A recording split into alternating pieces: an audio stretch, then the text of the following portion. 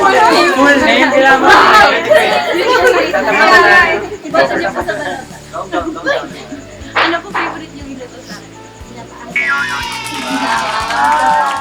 Favorite niya. Yes. Ha? Ikaw? Ito naman guys, si Maria Richelle. Ang aking nanay. Mami, anong favorite niyo iluto? Ikaw, ang tatanungin ko, ano favorite? Okay, sabay tayo. 1, 2, 3. Ang palit. Oh my God. Ay, isa yun. Lahat ng luto ni Mami favorite ko. And ang palaya. Ay, dito sa gulay, guys.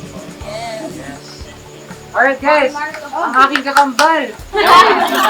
Kung may Maria Rachel, may Maria Soledad. Na Maria. So ayun, Mami, tatanungin din kita, ano ba yung favorite mong niluluto para sa akin?